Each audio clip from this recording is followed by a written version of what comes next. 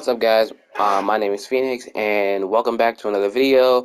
This is what, and we will explain. We going over WrestleMania Night 1 and 2. So, for those who don't know, WrestleMania was just this past Saturday and Sunday. Um, it was a. It. I'm gonna be honest. The show was pretty good. I'll be honest. It was actually a good show. Night one, I think, in my opinion, Night one was the best one. That's what I'm saying. Night one was the best one out of all the nights. Night two, it got off a good start, but I still think night one was better. Night one was an 8 out of 10, and night one was an 8 out of 10. Night two I said like 7.5. Cause right now we be going out to night one. So with night one, I'm not gonna go in order of these matches. I'm just gonna just say randomly these matches.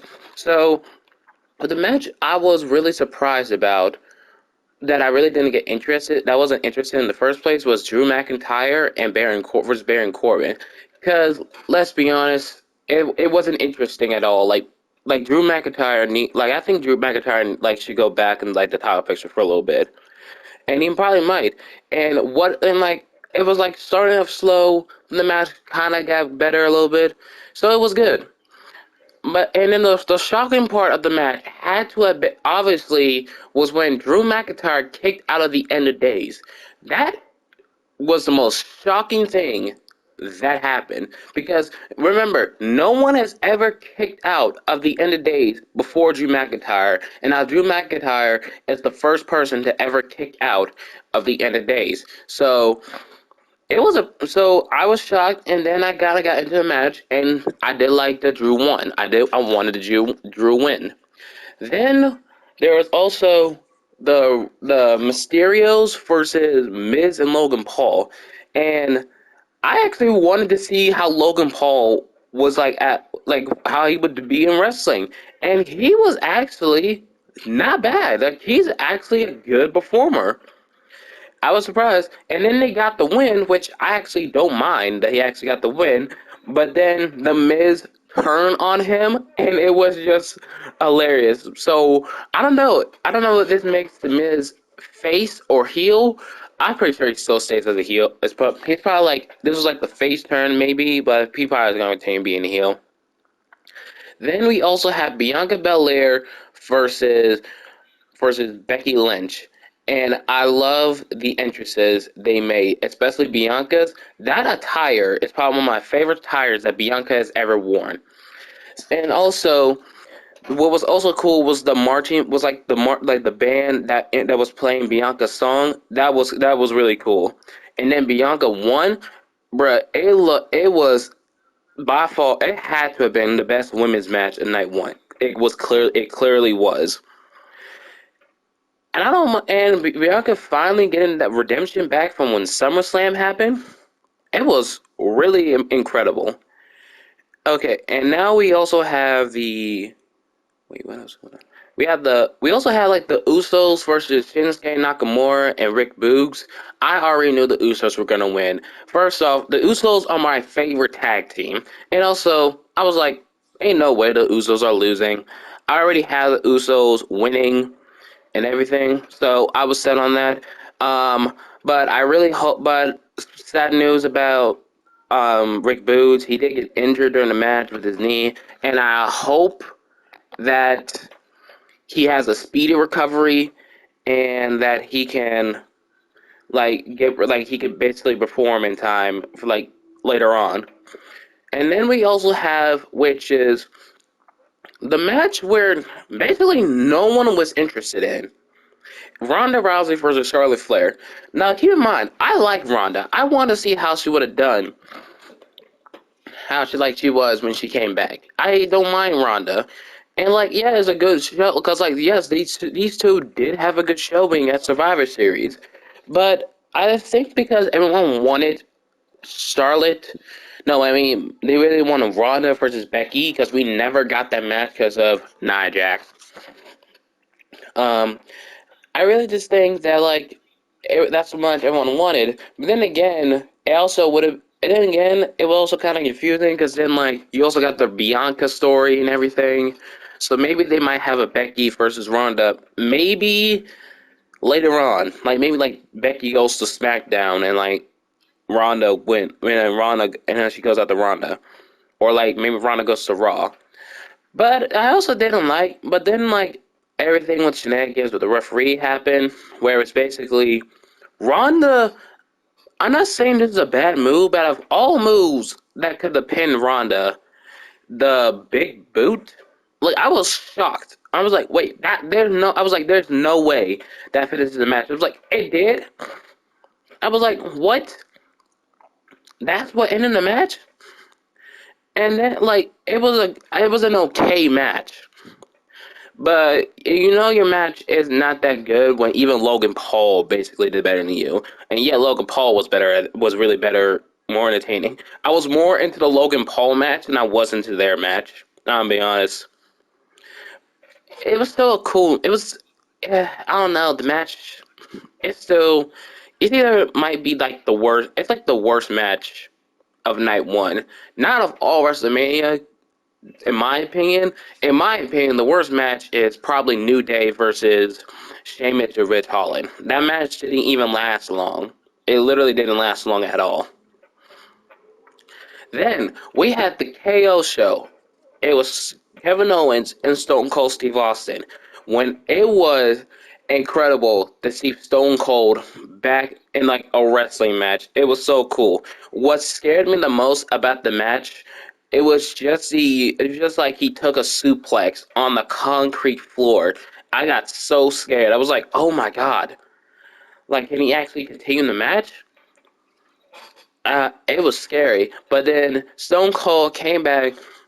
Then Kevin Owens tried to escape. Then Stone Cold was like, nah, come back here.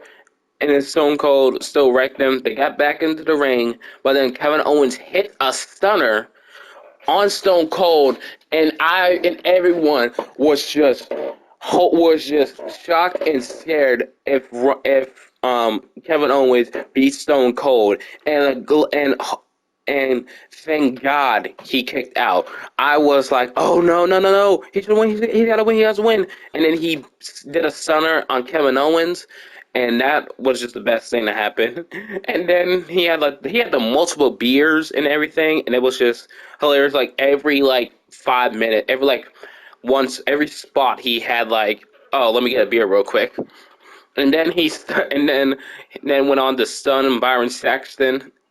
It was like, Byron, you should know by now. You have to know by now that you're gonna get stunned. All right, that's basically it for night one. Oh wait, no, no, no, wait! I forgot to mention Cody Rhodes coming back to WWE. I was ecstatic. Because I did hear rumors that I hope that I try not to get into rumors because I don't like getting spoiled sometimes. But when they said that it was a poem picked by Mr. McMahon, everyone thought Cody because I did see Cody got signed, but Cody got signed and stuff. But I was hoping it was neither Goldberg nor Shane because I swear I would have turned it off if it was Shane. Every single like minute when Seth Rollins finished his entrance, I was just like, in my head, it was just "Here comes the money" repeating in my head because I was like, oh come on. Then the pyro came, and then pyro went off in the ring. I actually jumped. I did jump a little bit. The lights turned out, and then I heard wrestling has more than one warrior family. I hear the theme song. I jumped out of my bed and ran all around the house. It was hilarious. It was hilarious. And then Cody and Seth Rollins having the match. In my opinion, I don't care what no one says. That's the best. That was the best night of night. That was the best match of night one. I'm be honest. It was the best night. Best one. Best match. Don't care what no one says. It was the best match. Then, and that's basically it for night one. So best match was Cody Rhodes versus Seth Rollins. Second best was Stone Cold versus Kevin Owens because it's Stone Cold. Then the third match would be Bianca versus Becky. And those are basically the top 3 matches. We already know the worst match is Ronda versus Charlotte. Let's just get out. Yeah, we already know that. And so now we go on to night 2. So for night 2, it was, I would say it was pretty good. I still like night 1 better. I guess like there were some matches was like kind of slow paced a little bit, but I don't know. It was a good match. It was good. It was a good one. First we had, and so one of the matches we had was the starting match, which was RK Bro versus Street Profits versus Alpha Academy. That was a good match. It was a good starting match to get you warmed up for the rest of the card. It really was. We had amazing spots. I love the spot where Matt Riddle had the springboard and then did a cutter on Montez. I think it was Montez. Yeah, I think it was Montez. And then Chad Gable should have already learned his lesson from trying to do high risk moves from Randy Orton. And just got RKO'd, and then RK Bro won. I really love this teaming from Randy Orton and Matt Riddle. I really do like the team that they have right now. And then you have, remember, I'm not going in order. I'm just naming the matches. So there was also Sami Zayn versus Johnny Knoxville in an anything goes match. And then when they said it was an anything goes match, I was like, of course Johnny Knoxville is going to be taking most of the punishment. I mean, it's Johnny Knoxville from the Jackass movies. Like, let's be honest, he has done worser things on those. He has done more painful things on those than he has with these. But I did love the match.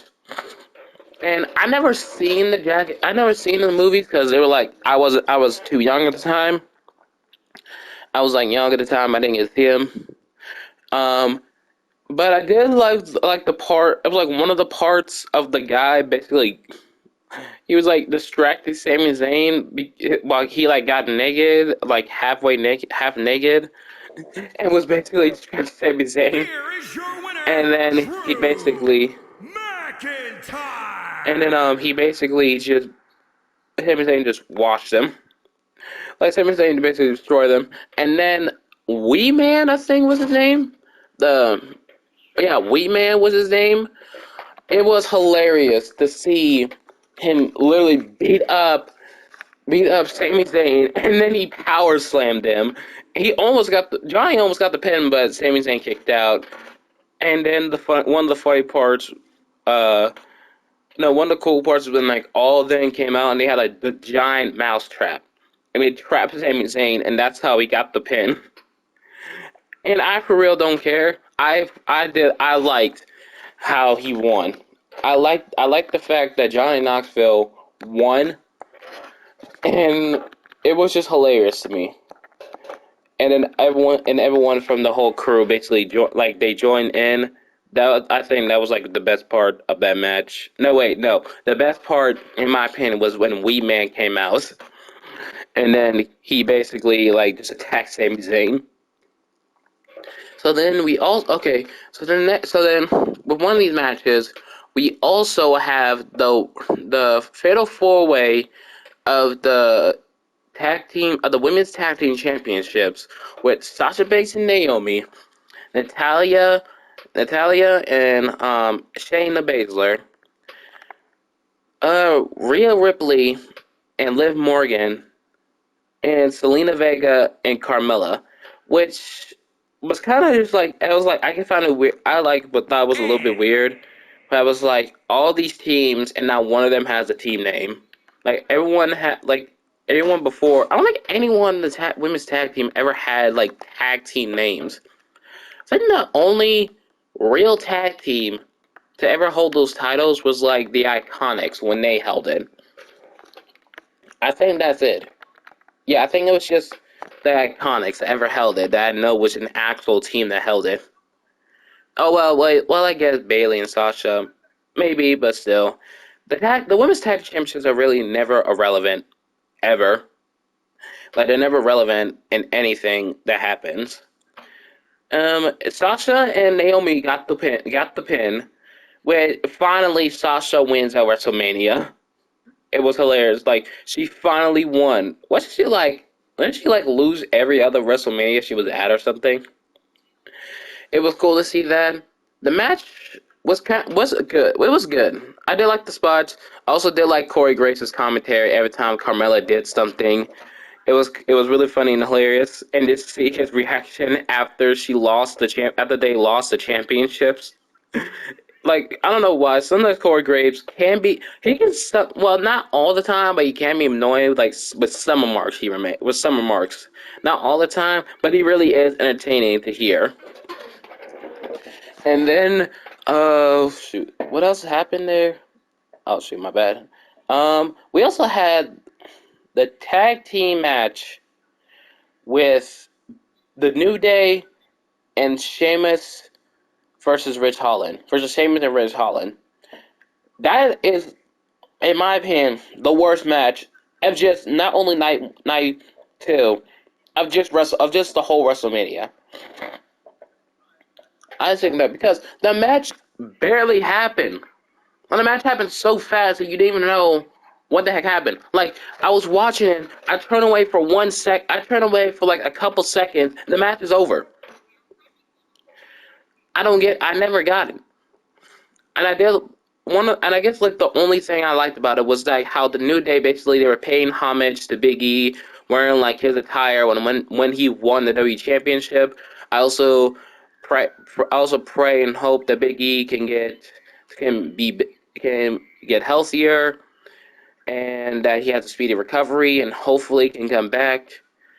One of the things I'm worried about, like one of the things I'm worried about is like he said he can move his like his he can move his fingers, but I don't know any news about like him moving his legs, and that's the part that's scaring me. I just hope that he can like at least move his legs. That's the part. That's what I'm really hoping that he can do.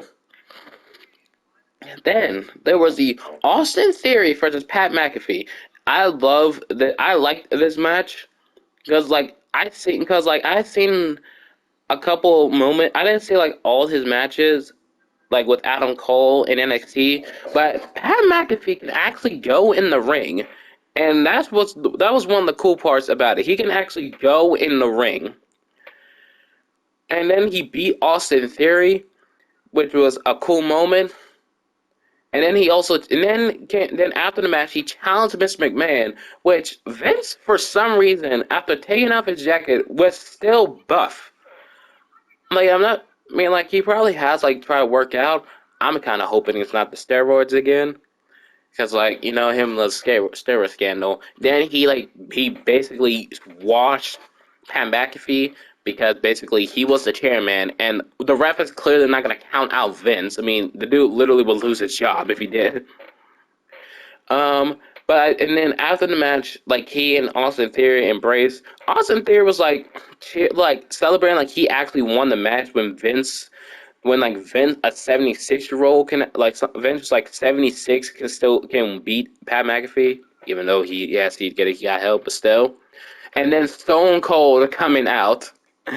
Stone coming out was like was really one of the shockers and the highlight of it was just Stone Cold. You hear the glass shatter out of nowhere, and then he comes to the ring, stuns Austin Theory, and then we have probably one of the worst stunner cells of all time. Vince it's like he tried to dodge it, and more like he just backed away. And but then like after even when he did sell it, he just Stone Cold like left it midair. Like this on par was like almost on par with like Linda selling it. And then he comes in and then like he gets Pat McAfee in the ring. He stunned Pat McAfee, and then one of the funny scenes camera shots was just Stone Cold was just like after he got stunned, Stone Cold stunned Pat McAfee. It was like after he got stunned, he basically the camera points to the announce table, and he's just stunned, still drinking the beer. It was funny. It was fun. Like, are you kidding me? Like Pat McAfee is hilarious. I can't help. Pat McAfee is is hilarious and probably is one of the best commentators. Don't care what no one says. And then we have the main event: Roman versus Brock Lesnar. I already knew Roman was going to win. I have my money on Roman. I love his heel character. This is a really good character from Roman. Probably his best, probably if not his best character that he's ever had. It probably is. And then him and Brock Lesnar, it was still like a fast match. It was obviously people would say it's like the if people would say it's like the best match of the night. I still think it was like a little bit too fast, but I still did like it. I like it how I did like the spot where like Paul Heyman was like pleading to Brock Lesnar and saying it was like, hey, no, it was all Roman's idea. It was all Roman's idea, and then Roman just spears him through the barricade. But like, I also kind of like, but like, one of the things I also didn't like is like how the match didn't really have like a stipulation. I feel like the match should have had like some type of stipulation, maybe like a fall count, a fall like maybe like a no holds bar match or a steel cage or heck, even like a Hell in a Cell or something. They could have had like that. I still like the match. I also like when Roman, and then one of the most terrifying spots was like Roman speared Brock Lesnar. He got him to Kimura lock, but Roman, I think he actually dislocated his shoulder. From what I heard from some people, Roman actually like dislocated his shoulder, but he had like popped it in. Out and watching it, I was like, wait, he actually dislocated? I didn't know about it until like someone said something about it. I was like, oh shoot. I, and now I'm just hoping that this doesn't hopefully like he could actually still like be around and have the titles, because if he doesn't have the titles, then that's kind of a main event was kind of a waste. Not really a waste, but still, he wins the titles, then just gets injured and has to drop the top because of injury. But I do like that Roman but I did love it when Roman pinned Brock Lesnar and became the unified world champion, universal champion, whatever they're gonna call it. I just hope if they decide to actually unify the belts, I hope like the new belt doesn't look like what WWE like what people say WWE like kind of posted like they're like a gigantic belt, which I'm surprised didn't show up at WrestleMania. Like the belt basically was just the WWE Championship, but instead the red slash was basically blue. I hope that that's not the case. Like if you're gonna unify the belts, make it a different design or something. Like you don't need to like change the whole design of the title. I mean, you can keep the title the same. Like just like change it up a little bit. Just like you don't need like it's kind of pointless and it's dumb for like someone to have a unified belt for it to look the same thing as the different belt, which is a little bit different colors. That doesn't make sense to me. They need to have the belt look something like unique, or heck, just have the World Heavyweight Championship just called the new unified belt. Or heck, just go to WWE, go to the 2K Community Creations and just take inspiration from that. I mean, yes, some people do like really good championships, but some people make simple championships that like WWE could clearly do. I just like that's just mostly it for that match. I still like they still need to make the unified title actually look good or something. And I wonder if they are gonna like when they unify, are they gonna like end the brand split? That's gonna be interesting to see. But anyways, I hope y'all enjoyed. I hope y'all enjoyed. This was my review on WWE WrestleMania 38. This is probably one of the best WrestleManias in my opinion. It was a little bit better. I say it was a little bit better than 37. 37 was a good WrestleMania, but I think it was like 37. And I think like 38 was like kind of like WrestleMania 31. Like WrestleMania 31, all of the belts were just you could tell like it basically was like you could tell that there's WrestleMania is not going to be good. But then it ended up being one of the best WrestleManias because of how all the matches did. Like how it was basically like the same thing was this. All like the build up, some of the build ups were good, some of them were okay, other than was just eh. But I did like it how like the end result to all of them. I really love this WrestleMania. Thank you guys so much for watching, and I'll see y'all tomorrow. See y'all next time.